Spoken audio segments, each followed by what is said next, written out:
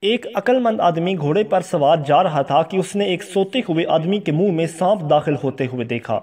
سوار نے گھوڑے کی رفتار تیز کی تاکہ اس آدمی کو بچا لے، لیکن اس کے پہنچتے پہنچتے سانپ اندر داخل ہو گیا۔ اس سوار نے اس آدمی کو زور زور سے گرز مارنے شروع کر دیے۔ وہ سویا ہوا آدمی اچانک چونک کر اٹھا اور دیکھا کہ ایک ترک سوار کے ہاتھ میں گرز ہے جو وہ اسے مار رہا ہے۔ سوار بے تحاشا گرز مارتا جاتا تھا کہ اس آدمی نے بھاگنا شروع کر دیا۔ بھاگتے بھاگتے ایک سیب کے درخت کے پاس پہنچا۔ وہاں بہت سے بوسیدہ سیب زمین پر پڑے تھے۔ سوار نے کہا کہ یہ سیب کھاؤ۔ اس نے ڈر کے مارے سیب کھانے شروع کر دیے۔ اس سوار نے اس کو اتنے سیب کھلائے کہ بار بار اس کے منہ سے نکلنے لگ پڑے۔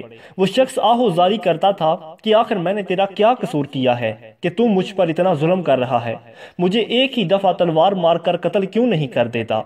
کون سی منحوس گھڑی تھی کہ تو یہاں آن پہنچا؟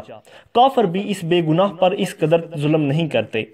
تم دیکھو تو صحیح کہ باتوں کے ساتھ میرے منہ سے کتنا خون نکل رہا ہے۔ خدا تجھ سے اس ظلم کا بدلہ لے گا۔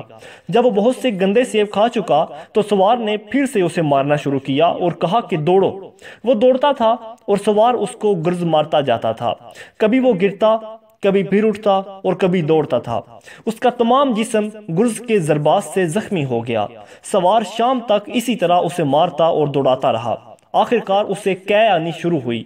جو کچھ اس نے کھایا تھا وہ واپس باہر نکل آیا۔ آخر سانپ بھی قے کے ساتھ باہر نکل آیا۔ جب اس نے سانپ کو دیکھا تو حیران رہ گیا اور سوار کے ظلم کی حقیقت اسے معلوم ہو گئی۔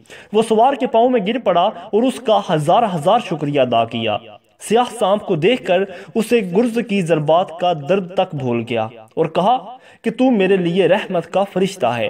میں نے بیوقوفی سے تجھے برا بھلا کہا۔ سوار نے جواب دیا کہ خیر کوئی بات نہیں، اگر اس وقت میں تجھے حقیقت حال سے آگاہ کر دیتا تو سانپ کے ڈر سے تیری ویسے ہی جان نکل جاتی۔ نہ تو سیب کھا سکتا، نہ تو دوڑ سکتا اور نہ ہی تو قے کر سکتا تھا۔